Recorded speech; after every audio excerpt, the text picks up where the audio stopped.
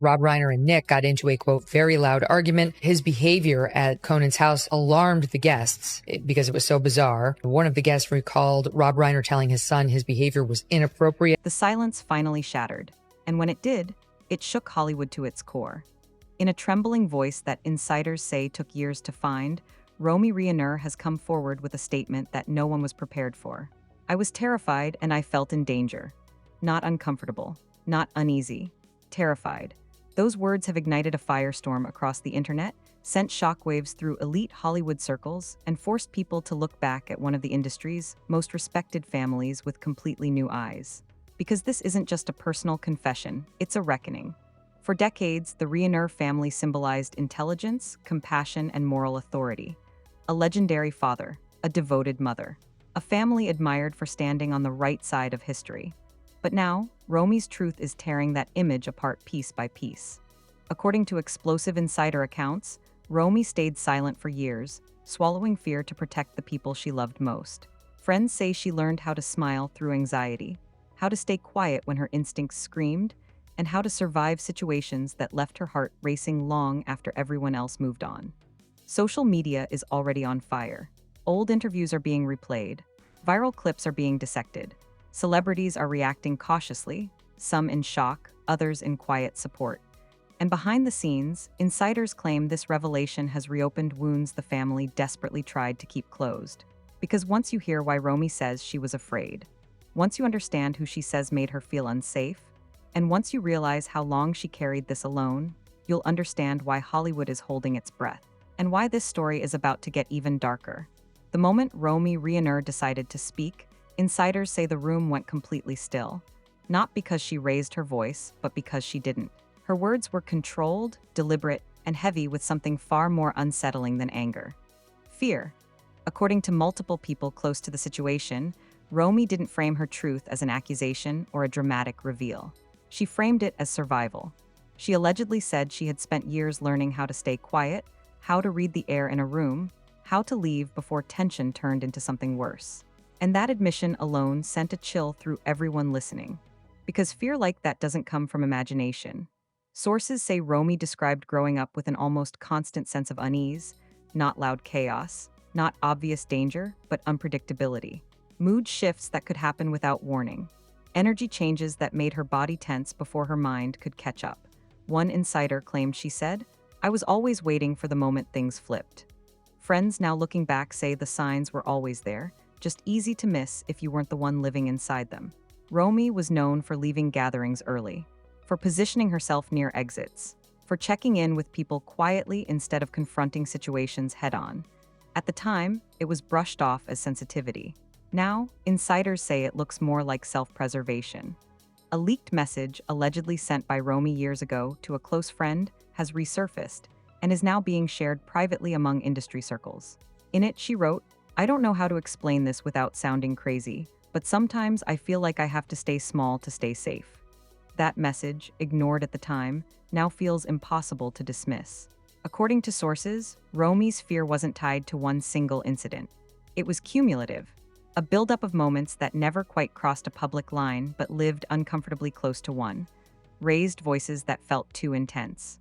Silence that felt charged instead of calm. Situations where she felt responsible for keeping things from escalating simply by not reacting. She felt like a human shock absorber, one insider claimed. If she stayed calm enough, nothing would explode. That kind of pressure changes a person. Insiders say Romy learned early that speaking up didn't make things better, it made them heavier. She watched her parents struggle to keep the family together, pouring energy into smoothing things over, hoping stability would eventually win. Romy didn't want to add to that burden. So she swallowed her fear and told herself she was overreacting. But fear doesn't disappear when you ignore it. It goes underground. As Romy got older, that unease reportedly intensified. According to people close to her, there were periods when she actively avoided being alone in certain situations. Not dramatically, quietly. She would adjust schedules, change plans, bring someone with her. When asked why, she'd brush it off with a joke or a vague excuse. One friend now says, she was managing risk in ways we didn't understand. Then came what insiders describe as a turning point, a private gathering where tension suddenly spiked.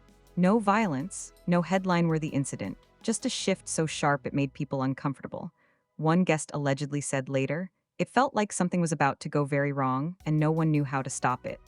Romy reportedly left shaken that night.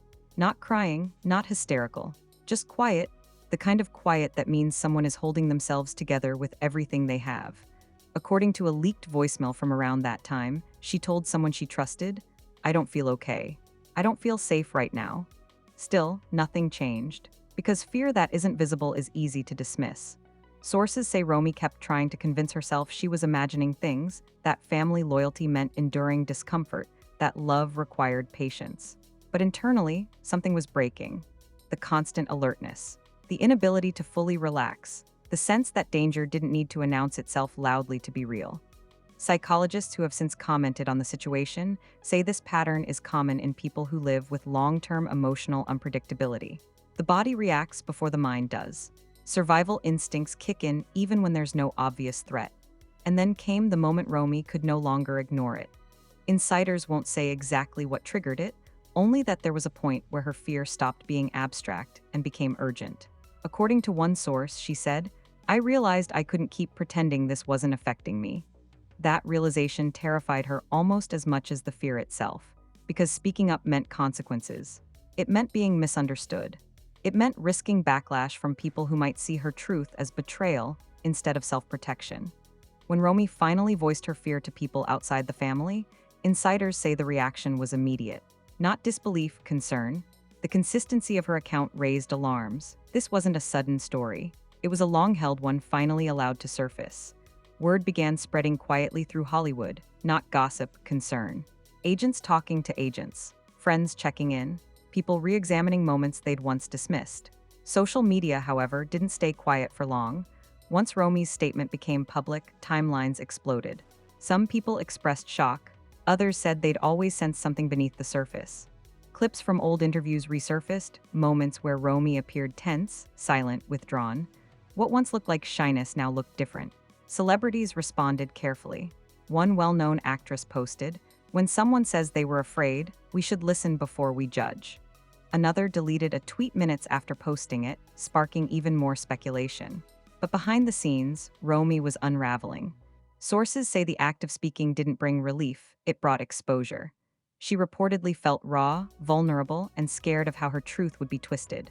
She worried about retaliation, about being blamed for airing family business, about being painted as dramatic or disloyal.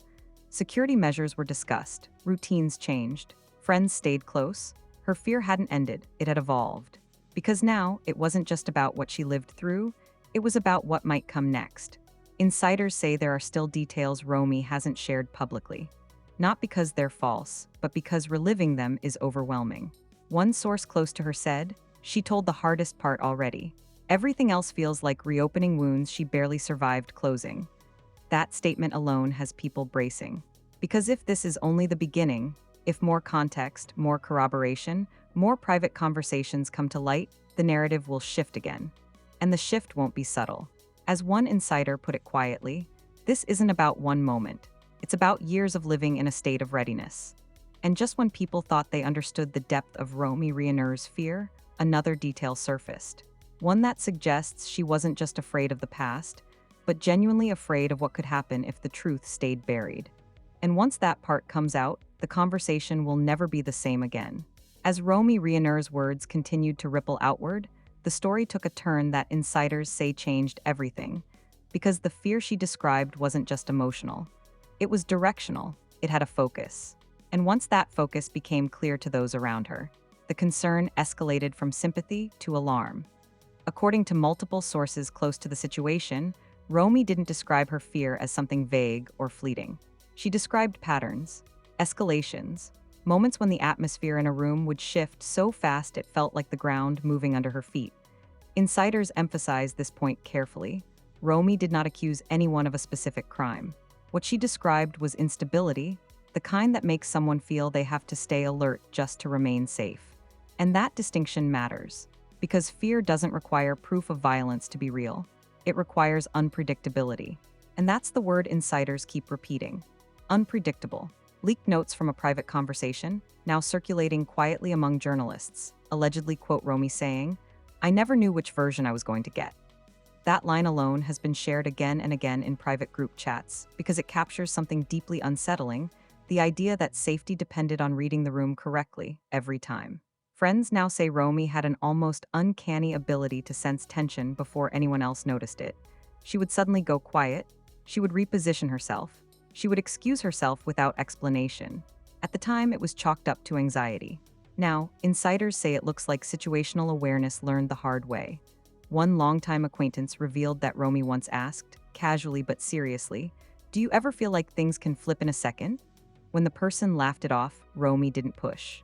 She just nodded. That moment is now being replayed in that person's mind with a very different weight. Behind closed doors, Romy's family reportedly struggled with how to respond once her fear was voiced out loud. Some wanted to minimize it, believing that acknowledging it would make it worse. Others, insiders say, were shaken by how consistent her account was. This is where the fractures deepened. According to an insider familiar with the aftermath, one reaction Romy received hurt more than anything else. Someone close to her allegedly said, "You're remembering it wrong." That sentence, sources say, sent her spiraling. Because for someone who has spent years questioning their own instincts, being told their fear wasn't valid felt like confirmation of everything she'd been afraid of, that speaking up would only make her invisible again. That's when Romy reportedly broke down. Not publicly, privately, in a way insiders describe as devastating. She allegedly sobbed to a trusted sibling, saying, "I knew this would happen. I knew they'd think I was exaggerating." That sibling, according to sources, didn't argue. They listened. And for the first time, Romy felt believed. Meanwhile, social media was doing what it always does, amplifying, distorting, and dividing. Some fans demanded proof, ignoring the fact that fear itself is a lived experience, not a courtroom exhibit. Others flooded Romy's accounts with messages of support, sharing their own stories of staying silent inside families, because speaking up, according to sources, Romy struggled with guilt, not just for speaking up, but for how her truth was impacting the family narrative. She reportedly said, "I don't want anyone to be destroyed. I just want to feel safe." That line has become central to how insiders frame her story. This isn't about revenge. This isn't about blame. This is about safety. And yet, the consequences were unavoidable. Because once fear is named, it demands a response. And not everyone is ready to give the one that's needed. As pressure mounted, insiders say Romy considered pulling back, retreating into silence again. She worried that continuing to speak would only escalate things she couldn't control. But those closest to her urged her not to retreat. One source claims someone told her, "If you go quiet now, they'll say it was never real." That warning stuck. Because Romy knew how easily silence could be weaponized. So she stayed firm, not loud, not dramatic, firm. And that resolve changed the tone again. Journalists began asking new questions, not "did something happen?" but "why did she feel unsafe for so long?" That shift matters. Because it centers experience instead of accusation. But just as the narrative began to settle into something more nuanced, another detail emerged. One that suggests Romy's fear may have been heightened by a moment so alarming, it forced her to confront what she'd been avoiding her entire life. And once that moment is fully understood, the conversation won't just be about fear anymore. It will be about risk, and who ignored it. By the time the final layer of Romy Reiner's truth began to surface, insiders say the conversation shifted from disbelief to dread. Because what emerged wasn't a new accusation, it was a pattern. And patterns are harder to dismiss than moments. According to multiple sources close to Romy, there was a specific incident, never publicly described in detail, that forced her to stop minimizing her own instincts. Not a crime, not a headline, but a moment so destabilizing that it shattered the last excuse she'd been using to stay quiet. Insiders describe it as a night when the emotional temperature in the house changed so abruptly that everyone felt it. Voices didn't have to rise, nothing had to be thrown. Romy says it was the look in someone's eyes, the sudden shift, the feeling that the situation had tipped from tense into unsafe. One source claims Romy later said, "I realized I was calculating how to get out instead of how to fix it." That realization terrified her, because it meant her body had already made a decision her mind was still resisting. From that moment on, insiders say Romy stopped trying to convince herself she was imagining things. She began planning, quietly, carefully. She changed routines. She avoided certain situations. She stayed close to people she trusted. Not because she wanted attention, but because she needed witnesses. Friends noticed the change. She wasn't panicking, one insider said. She was preparing. That distinction matters. According to sources, Romy also began documenting her feelings privately, not as evidence, but as grounding. Writing things down so she wouldn't gaslight herself later. So she could remind herself that fear had context, even if it wasn't visible to others. Those notes, insiders say, are raw, calm, consistent, and deeply unsettling. One alleged entry reads, "I'm not scared all the time. I'm scared when it shifts." That's what people don't understand. As the pressure mounted, Romy's inner circle urged her to speak to professionals, therapists, trauma specialists, people trained to recognize long-term fear responses. According to insiders, those conversations were validating in a way she hadn't experienced before. She wasn't told she was dramatic, a source said. She was told her fear made sense. That validation changed everything. Because once someone believes you, it becomes harder to unbelieve yourself. When Romy finally shared her experience more broadly, insiders say she was explicit about one thing. She was not trying to destroy anyone. She was trying to survive. She reportedly told someone, "I'm not accusing, I'm explaining." But explanation, once public, becomes disruption. The reaction was immediate and volatile. Some family members reportedly went silent. Others pushed back. A few allegedly tried to reframe her fear as misunderstanding. That response, sources say, hurt more than outright anger, because denial feels like erasure. Social media took the story to places Romy never intended. Clips were edited. Speculation ran wild. People filled in gaps with their own narratives. Insiders say Romy struggled watching strangers argue about her fear like it was a puzzle to solve. She reportedly said, "This isn't a mystery, it's my life." The backlash was brutal at times. Accusations of exaggeration, claims she was rewriting history, demands for details she wasn't ready to give. The internet did what it always does. It demanded clarity from someone still shaking. And yet something unexpected happened. Other voices began emerging, not accusations, not confirmations, but quiet acknowledgments. People who said they'd felt unease too, who remembered moments that didn't sit right, who wished they'd checked in more closely. None of them claimed to know the full truth, but they said they believed her fear. That support mattered. According to insiders, Romy began to reclaim something she'd lost years ago, trust in her own perception. She stopped apologizing for feeling unsafe. She stopped qualifying her statements. She didn't escalate, but she didn't retreat either. And that steadiness changed the public tone. Journalists began framing the story differently. Less, what happened? And more, what does it mean to live with long-term fear? Experts explained how unpredictability can be traumatic even without physical harm. How families can normalize dysfunction until someone finally names it. Romy's story became bigger than her family. It became about silence, about what happens when fear is labeled drama long enough that the person carrying it stops asking for help. About how safety isn't just the absence of violence, it's the presence of stability. Insiders say Romy is still struggling. The fear hasn't evaporated. Trauma doesn't dissolve because it's acknowledged. She reportedly has nightmares. She startles easily. She scans rooms instinctively. Her body hasn't caught up to the idea that she's allowed to feel safe. But something has changed. She's no longer carrying it alone. Friends say she's surrounded by people who believe her without demanding proof, who don't rush her, who don't ask her to be over it. That support has become her anchor. And yet, insiders warn this story may not be finished revealing itself. There are still private conversations that haven't been shared, still messages that remain unreleased. Not because they're explosive, but because Romy is choosing care over chaos.